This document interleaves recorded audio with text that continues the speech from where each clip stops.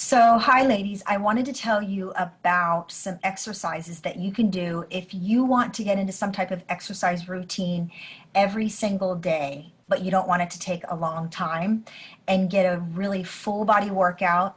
And not only that, but these particular exercises that I'm talking about also affect you in many other ways, physiologically, spiritually, mentally, emotionally. It helps in so many ways. The list goes on and on. I don't want to spend a lot of time giving you the list of all of the positive ways that this particular exercise or group of exercises is going to affect and impact your life. You can look it up online. It's called the Tibetan Rites. There are 5 Tibetan rites, and they help you with all kinds of things. Depression. When I was going through menopause, it helped me to sleep better at night. And the biggest symptom I had during menopause were hot flashes. And once I started doing these exercises, it greatly minimized the frequency of the hot flashes. And then when I did have the hot flashes, it actually minimized how intense that they were. So I know that these exercises definitely impact your life for the positive.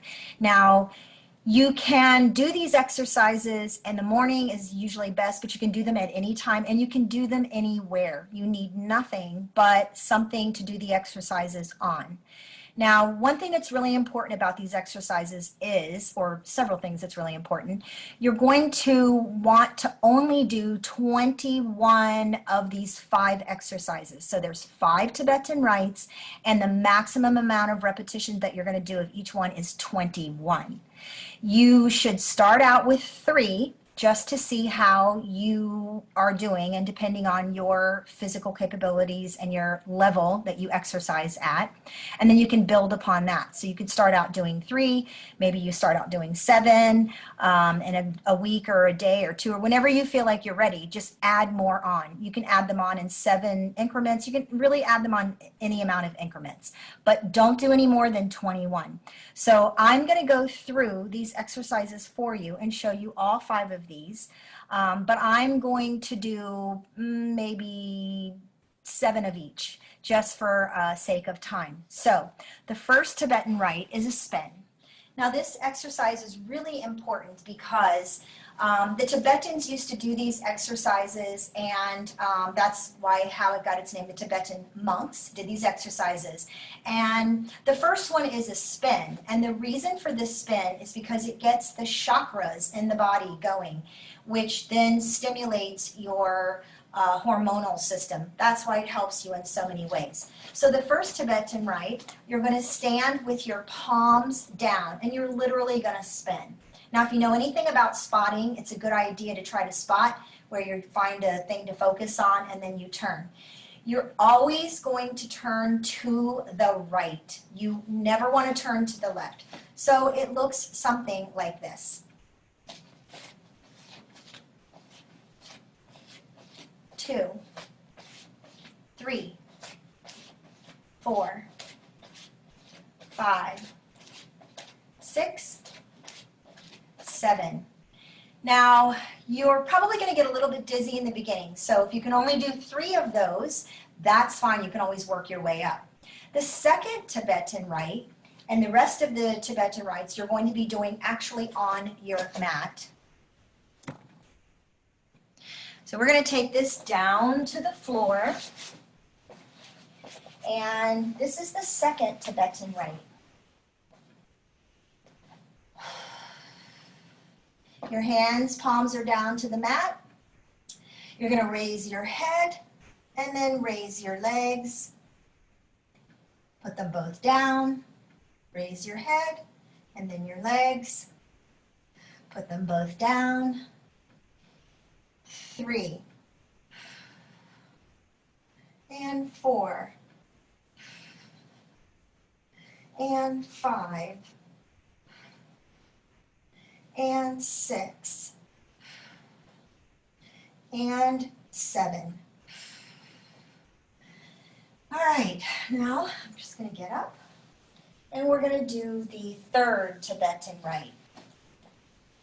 The third Tibetan rite You're going to get on your mat this way. Let me adjust the screen for you. And put your feet, or you can go on your toes, either one. Spread your knees a little bit apart, and you are going to put your head down to your chin, and then you are going to put your hands back below the buttock or wherever you can reach, and you're going to bend backwards, looking up to the ceiling, sliding your hands down a little, and back up. And remember to breathe. 3, 4, 5, 6, and 7.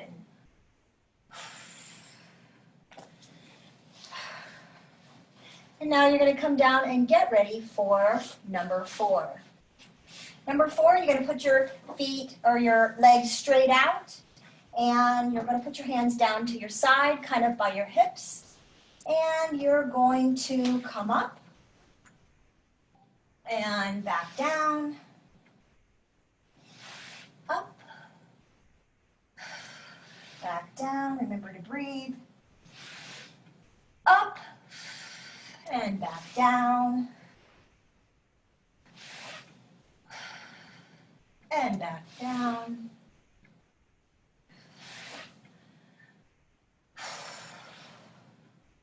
You're kind of swinging back into the same place you started. And we'll do one more.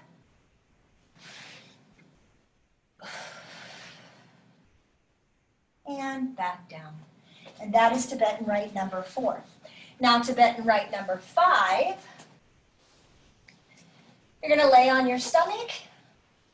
Put your hands to your sides. You're going to do a stretch this way back. Then you're going to come up to a downward dog. Back. This is 2. And 3. And 4. Remember to breathe. And 5. And 6. And 7. And that are the 5 Tibetan rites. So you can do those every single day. If you're in a big hurry and you can't do the number that you've worked yourself up to, then you can just do 3. It's better to do 3 of each exercise every single day on the days that you don't have 15, 20 minutes, 30 minutes to do up to 21 than it is not to do them at all. You can take a break, but make sure you've done your Tibetan rites every day for about 6 days before you take a 1-day break, and then pick it up after that. That's how you get the optimum benefits of the Tibetan rites. So you can message me or send me an email. My website is jewelcartelis.com. That's JEWELLCARTALES.com. If you have any questions or you need any kind of explanations for a modification for any exercise that you can't do yet. All right, thanks ladies, and have a great day.